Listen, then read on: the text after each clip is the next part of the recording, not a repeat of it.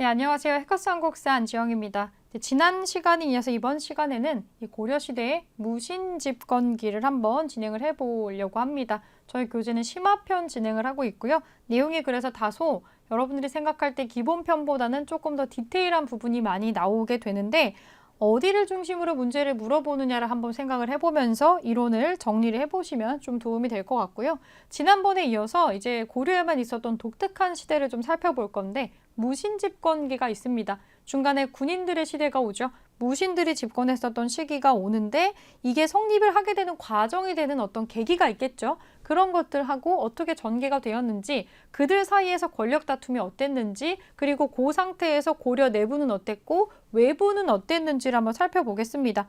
네, 무신 정권이 성립하는 배경은 우리가 이전에 묘청의 난을 봤었어요. 이 묘청의 난 이후에 이 묘청의 난을 진압했었던 문벌 귀족들은 무신을 좀 더 하대하는 분위기가 형성이 되어 그래서 제대로 급료도 지급받지 못하는 사람들이 나오게 되는 건데 여기에 여러 가지 사건이 겹쳐지게 됩니다. 정중부 이의방이라고 하는 중심 무신들이 보현원 사건이라는 사건을 겪게 돼요. 이 보현원이라는 곳에서 연회가 열렸는데 굉장히 나이가 많은 존경받았던 이소홍이라는 대장군이 아주 젊은 문신에게 모욕을 당하는 사건이 생기게 됩니다. 뺨을 맞는 사건이 생기게 되는데 한뢰라는 사람에게 이런 것들이 좀 나오게 되고 사실 요거 말고 자잘자잘한 사건들이 많이 있었어요. 한참 젊은 문신이 나이가 많은 무신을 무시하거나 조롱하거나 괴롭히는 일들이 좀 자주 있었기 때문에 이런 것들이 결국에 쌓이고 쌓여서 이러느니 그냥 한번 다 뒤집어 엎어버리자라고 생각을 하게 되는 거죠. 그래서 그 당시 왕이었던 의종 같이 거기에 동조하면서 먹고 마시고 떠들고만 했었던 같이 무신을 차별했었던 의종을 폐위한 다음에 명종이라는 사람을 임금으로 세우면서 이 무신들이 정권을 장악을 하게 됩니다. 당연히 초반에 정권 불안정하겠죠. 이분들은 군인이지 정치인들이 아니거든요. 그래서 초반에 자기네들도 일종의 하극상으로 올라갔기 때문에 기존의 중심 인물이었던 정중부, 경대승, 이의민 등등등 비슷한 무신들이 연달아서 집권을 하고 서로 경쟁하는 구도를 하게 됩니다. 맨 처음에 정권 잡았던 거는 정중부인데요. 이의방의 일파를 제거를 하고 자기들끼리 싸우게 되는 과정이에요. 여기 과정에서 무신 정권이 딱 일어났을 때 이게 정말 성공할 줄도 몰랐지만 결국에는 나라 꼴이 별다를 바가 없거든요. 다시 폐위된 의종을 포기하겠다라는 어떤 운동도 일어나게 돼요. 그래서 여기 동북면 쪽에 병마사로 있었던 김보당이라는 사람이 요걸 김보당의 난이라고 하는데 김보당이라는 사람도 의종을 다시 원상복귀시키고 이 무신 정권 없던 일로 해야 된다 하면서 일어난 사람이 있었고 또 정중부를 제거하고 나선 사람 중에 조위총이라는 사람이 또 있었어요. 서경 출신이고요. 이 사람은 아무래도 이 묘청의 난 실패 이후에 상당히 차별과 그런 걸 받게 됐었던 서경 출신이다 보니까 또 여기에 가담을 하게 됐던 것으로 보입니다. 그래서 김보당과 조위총이란 사람이 초반에 무신 정권에 반대하는 그런 움직임도 있었어요. 그래서 반무신의 난입니다. 그리고 실제로 본인들은 차별 대우를 받아가지고 못 참아서 일어났지만 실제로 정치를 해본 적도 없고 이렇게 잡은 권력을 내려놓고 싶지 않겠죠. 그래서 사람들을 돌보지는 않아요. 백성들의 삶을 돌보거나 하지 않고 그동안에 무시당하고 그동안에 못 받았던 거를 다 대우를 받아야겠다라고 생각을 하면서 오히려 사람들의 생활은 점점 더 팍팍해지게 됩니다.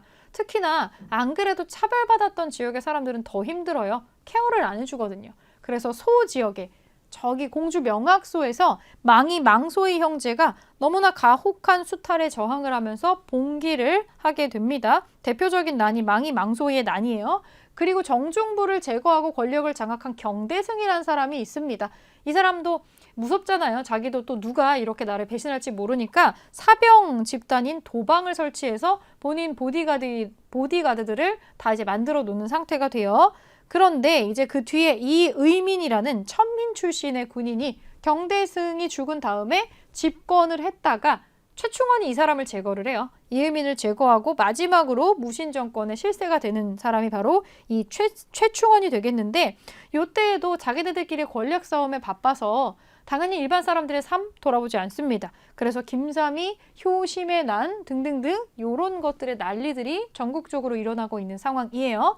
이 과정을 거쳐서 마지막에 최충원이 등장을 하면서 최씨 무신 정권이 쭉 이어지게 됩니다. 상당히 오랫동안 정권을 잡은 집단이 되겠는데 이 최충원은 단순한 군인이 아니고 어느 정도의 지략과 카리스마를 두루 갖춘 사람이었다라는 평가를 주로 받아요.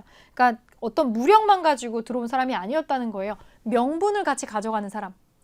제일 먼저 정권을 잡고 뭘 했냐면 봉사십조를 올립니다. 사회 혼란을 극복하기 위해서 당시 왕이었던 명종에게 사회 개혁안을 올렸습니다. 근데 이거는 내가 이런 것도 생각해요 라는 거지 실제로 시행하기 위한 목적이 있었던 건 아니라서 시행이 되진 않았다라고 하고요. 교정도감을 설치합니다.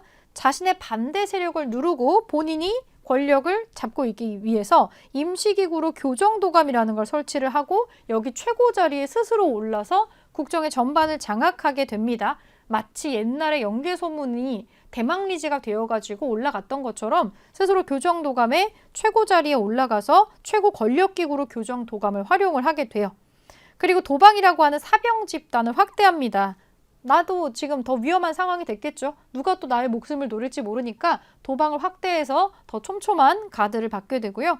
그 와중에 어쨌거나 최충원도 하극상이죠. 무신정권 자체가 하극상입니다. 최충원의 노비였던 만적이라는 사람이 이 노비들을 결집해서 봉기를 할 뻔했죠. 근데 사전에 발각되면서 실패합니다. 여기에 들어갔었던 사람들 전부 다 산채로 물에 던져졌다라고 되어 있습니다. 만적의 난, 유명한 연설이 있죠. 왕후 장상의 씨가 따로 있냐? 우리도 한번 해보자. 주인한테서 그대로 배운 겁니다. 이런 사건도 있었고요.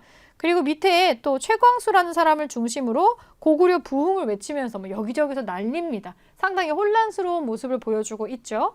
이 최충원의 뒤를 이어서 아들 최우가 정권을 이양을 받는 건데 그래서 이걸 묶어가지고 최씨 무신정권이라고 같이 묶어서 부릅니다. 최우는 아버지에서 한 발 더 나아가서 인사행정기구를 본인 집에다가 설치를 해요. 관리들을 본인 집에 와서 자기가 하는 거죠. 자기 집 마치 궁궐인 것 마냥 정방이라고 하는 거를 설치를 했고요. 또 서방이라는 것도 설치를 해서 문신 수기 기구를 또 만들기도 합니다. 체계적으로 정권을 가져가려는 모습이 좀 보여요. 그리고 삼별초가 조직됩니다. 본인의 치안, 아까 앞서서는 도방이라는 게 있었는데 치안을 위해서 야별초라는 걸 또 추가로 조직을 합니다. 이게 최씨 무신정권의 군사적인 기반으로 작용을 하는데 삼별초라고 하는 게 나중에 나오잖아요. 좌별초, 우별초, 그리고 신의군까지 합쳐가지고 삼별초라고 하는데 이건 나중에 대몽항쟁에서 끝까지 항쟁하는 기구로 남습니다. 몽골의 침략에 대비하기 위해서 이제 최후 정권 때 이때에 이 몽골하고 또 전투를 하게 돼요. 근데 또 무신정권 시기인데 이걸 또 항복을 하고 그럴 수 없으니 끝까지 한번 싸워보자. 그래서 몽골 군대가 상대적으로 약할 것이라고 판단이 되는 바다 건너서는 못 오겠지라고 생각을 해서 강화도로 천도를 하고 항전을 준비합니다. 대몽항쟁을 했다라고 하는 게 최후 집권기의 또 대표적인 특징이 되겠습니다. 그래서 여기 사료라고 한다면 이 시대를 알아볼 수 있는 그런 내용들이 사료로 많이 나오게 되어서 무신정권이 성립되는 과정, 어느 과정을 거쳐가지고 이들이 봉기를 하게 되었는가, 그 사건의 계기가 되는 것들이 지금 나오게 되고 왜 불만을 품었고 어떤 과정을 거쳤는가 이런 게 지금 나오고 있고요. 그래서 정권을 잡았을 때 그게 안정적으로 돌아갔나? 라고 하는 거는 그렇지 않다라는 거죠. 그래서 어떤 난리가 일어났고 하는지도 사료로 이렇게 나올 수 있습니다. 망이 망소의 난이 있고요. 최충원이 집권하면서부터 조금 무신정권들이 체계적으로 돌아가기 시작을 하는데 이 사람은 그냥 일반적인 군인이 아니었었던 거죠. 명분 가져갑니다. 봉사 10조, 낡은 것을 개혁하고 새로운 정치를 도모할 겁니다. 라고 하지만 실제로 실행되진 않았다. 그리고 이 사람을 본받아서 이 사람의 시종, 노비였던 만적이 또 이렇게 사회 신분 해방 운동을 할 뻔하였더라. 바야흐로 요 시대는 하극상의 시대가 되는 거죠. 자, 최충원의 아들인 최후 집권기에는 조금 더 한 발 더 나아가서 본인의 집에 정방이라고 하는 인사기구까지 설치하는 지경에 이르게 됩니다. 최씨 무신정권의 권세가 어땠는지를 보여주고 있죠. 정방 이런 거 나오면 이거 최씨 무신정권이구나. 이렇게 여러분들이 기억을 해주시면 될 것 같습니다. 자, 뒤로 연결해서 그러면 이 최씨 무신정권 어떻게 붕괴하는지 한번 볼게요. 어떻게 끝나느냐. 최우 뒤에 이어서 최항, 최의 이렇게 또 집권을 연달아 하지만 또 자기들끼리 권력 다툼이 있습니다. 결국에는 김준이라는 사람에게 최의가 피살되면서 최씨 무신정권 완전히 끝나게 됩니다. 그래서 완전히 끝나는 거, 이 뒤에 또 다른 사람들이 연결해서 무신들이 권력을 잡았지만 이 무신정권 시기에 정권이 그렇게 쭉 자연스럽게 연결이 되질 않았어요. 무엇보다 이분들은 일반적인 정치인도 아니었고 힘에서 힘으로 먹고 먹히는 싸움이 계속 반복이 되고 그 당시에 대외 관계도 심상치가 않았습니다. 원간섭기가 시작됐다라고 하는 건 이때 우리는 대외적으로 전쟁을 계속 치르고 있는 상태였다라는 거죠. 그러면서 이 무신정권이 끝나면서 본격적인 원간섭기가 시작이 됩니다. 몽골이 쳐들어왔을 때 몽골의 막강한 군사력을 우리는 이길 수가 없었고요. 거의 40년 가까이 항전은 하지만 이걸 뭐 대등한 전투라고 봐야 되는지는 잘 모르겠어요. 40년 내내 전투를 한 건 아닙니다. 우리를 건드렸다가 내버려뒀다가를 반복해요. 사실 여러분들이 인터넷 같은 데에 칭기스칸 아시죠? 그 몽골은 원래 모여서 집단을 이루는 사람들이 아니에요. 유목민족들입니다. 이 흩어져 사는 유목민족을 합쳐서 국가를 이루고 거대한 제국을 이루어내는 게 이제 칭기스칸이 되는 건데, 칭기스칸이 정복했었던 영토를 보면 거의 세계 지도를 다 차지할 정도까지 가요.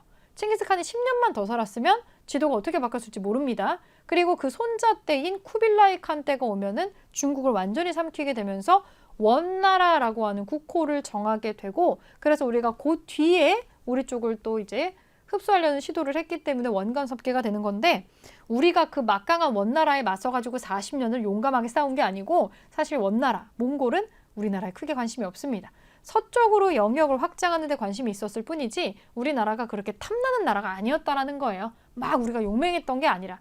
그래서 고려라는 국호를 살려둔 것도 굳이 여기 구석까지 사람을 보내서 통치를 하는 것보다 그냥 감시하면서 공무를 받고 그렇게 하는 게 훨씬 더 유용했기 때문에 그냥 고려라는 국가를 남겨놓은 거지, 실제로는 우리가 자주성을 가지고 뭔가를 하는 국가로 유지됐다라고 보기는 어렵습니다. 자, 원의 내정 간섭 엄청나죠.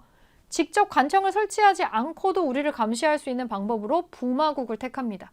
우리나라의 왕은 무조건 원나라의 공주와 결혼을 해야만 합니다.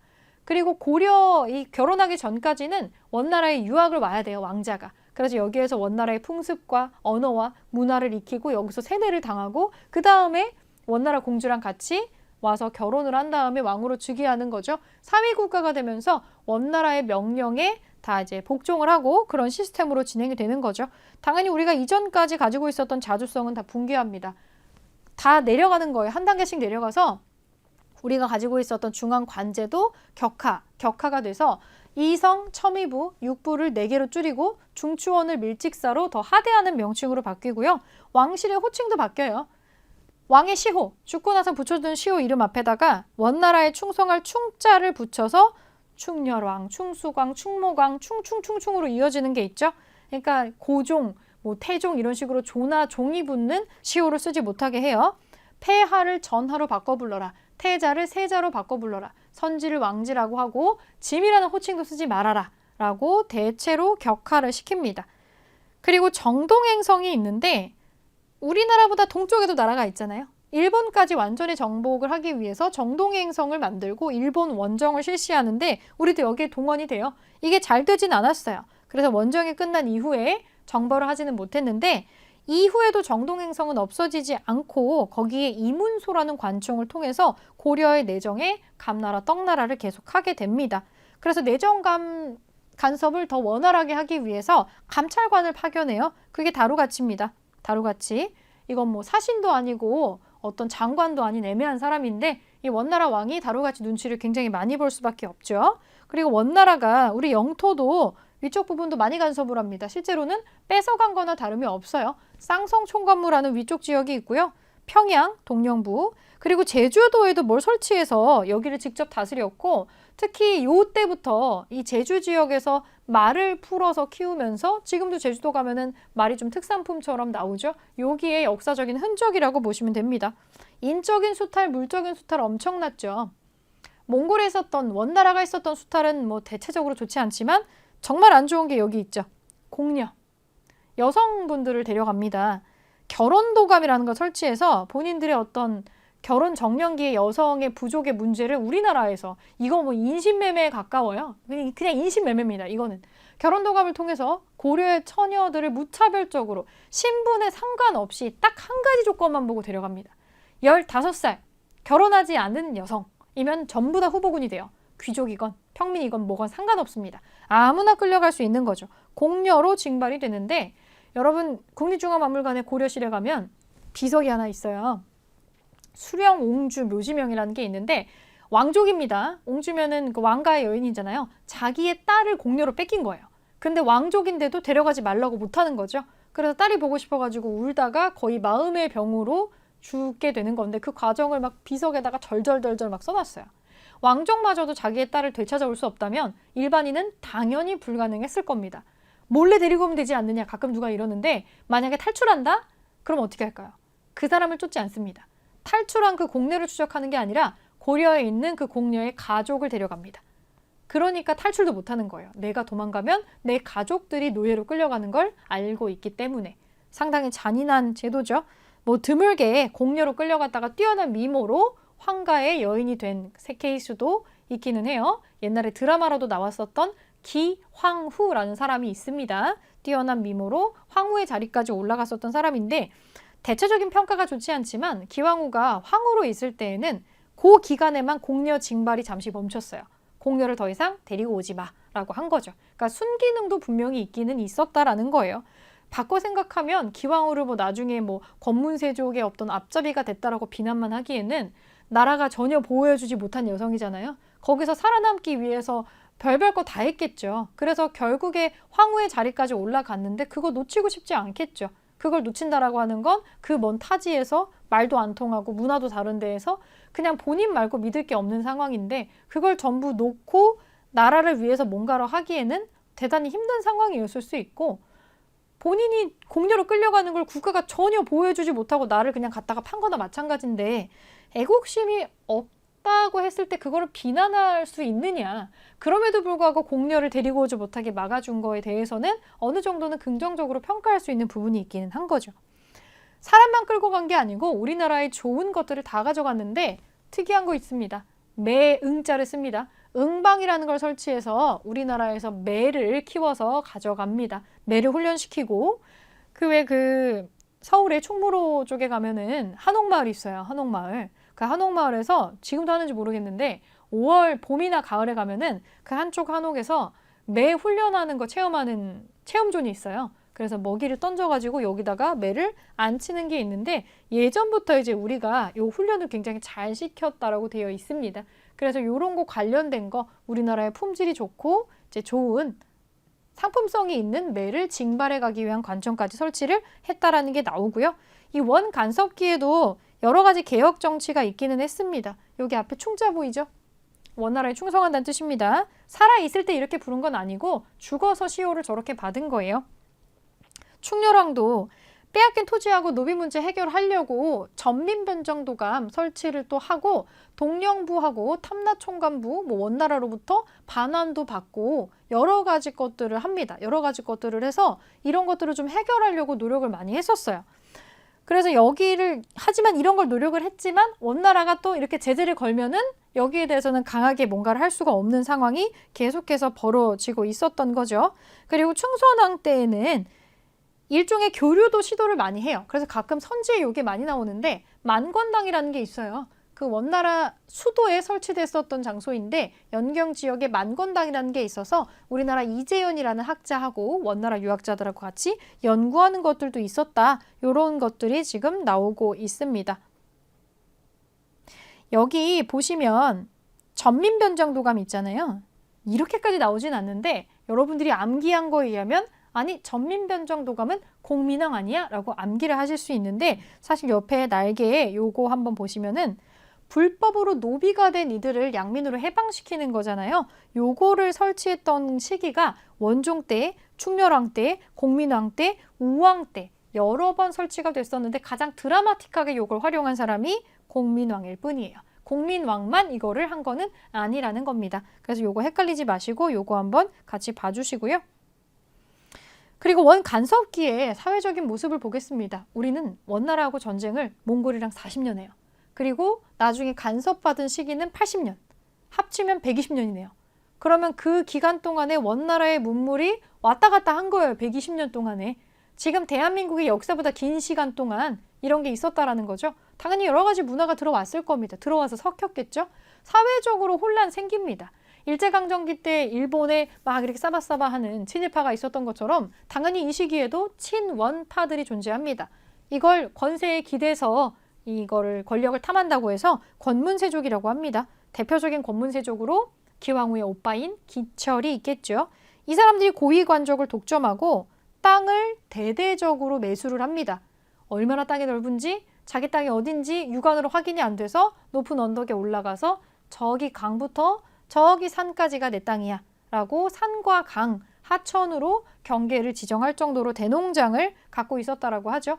한 사람이 이렇게 땅을 많이 갖고 있다는 건 누군가의 땅을 빼앗았다는 뜻도 되겠습니다. 사회적으로 혼란스러웠겠죠. 그리고 지배층을 중심으로 원나라 풍습이 유행합니다.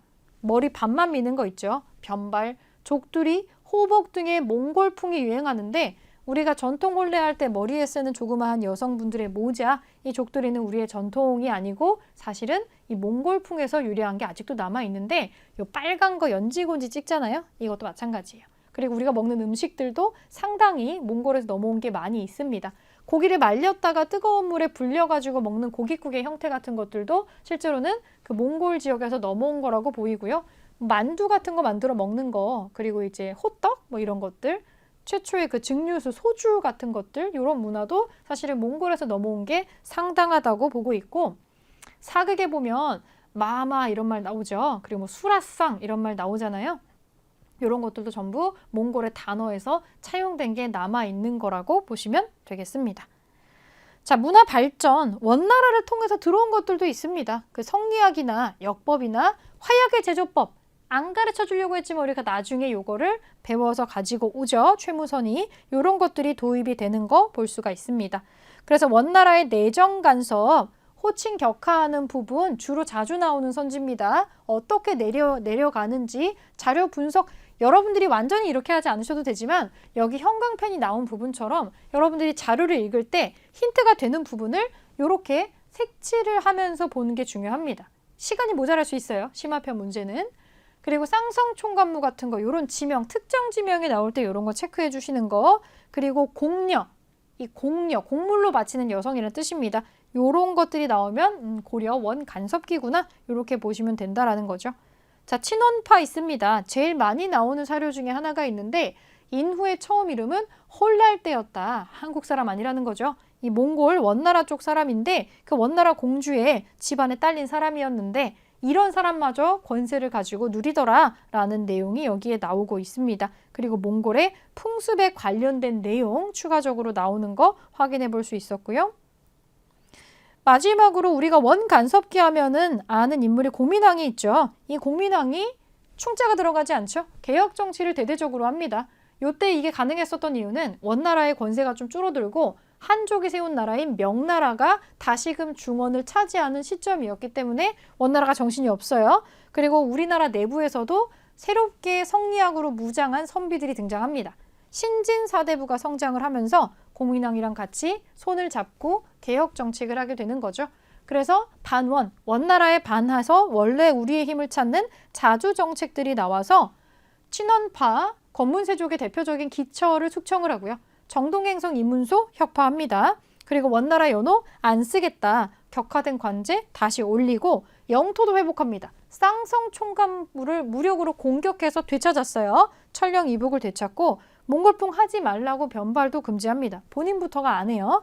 이런 식으로 대대적으로 적극적으로 개혁운동을 하고요. 그런 다음에는 떨어진 왕권을 올리기 위해서 기존의 무신정권 시기에 연결되어 오던 정방 같은 거 이런 거 없앱니다.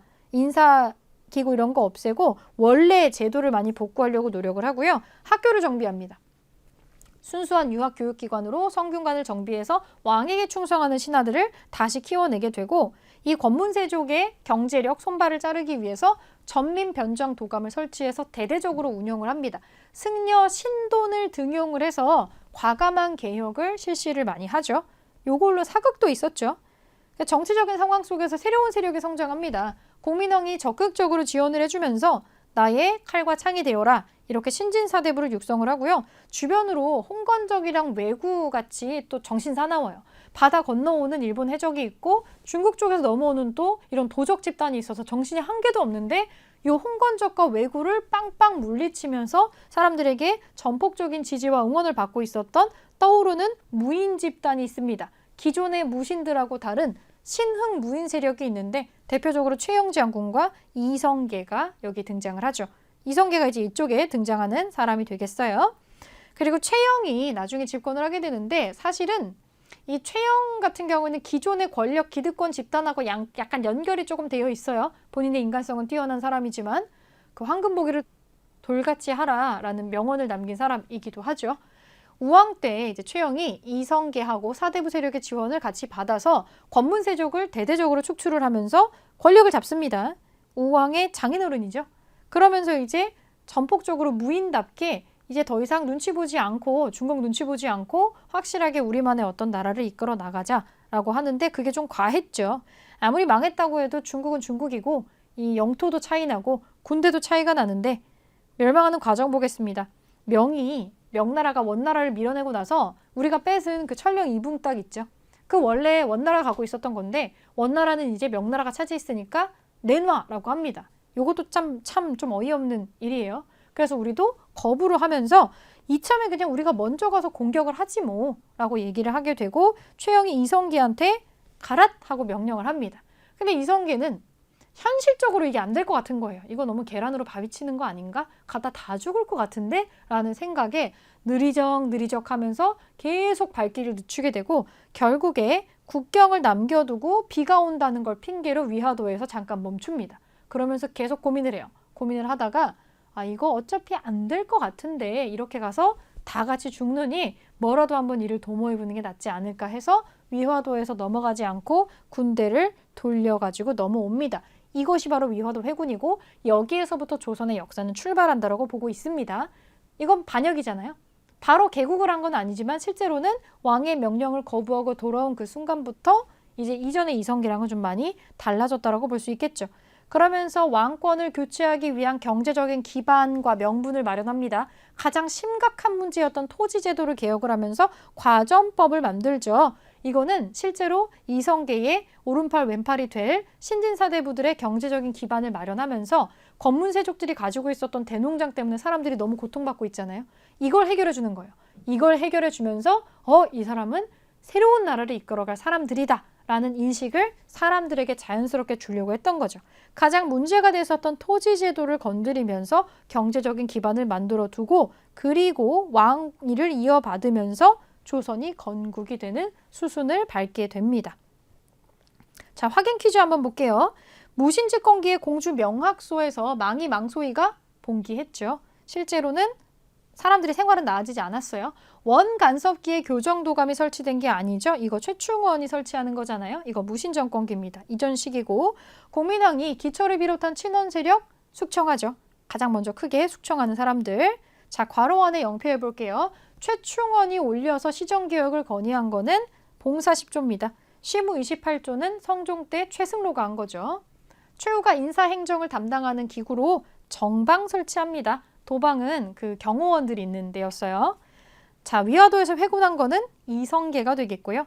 간단한 정리 퀴즈였고 사료 어떻게 나오는지 여러분 확인해 주시고 이 공민왕의 개혁은 주로 친원파 숙청하는 거 그리고 이거 몽고풍 쓰지 않는 거 영토 다시 빼앗는 거 요거 중요하게 많이 언급이 됩니다.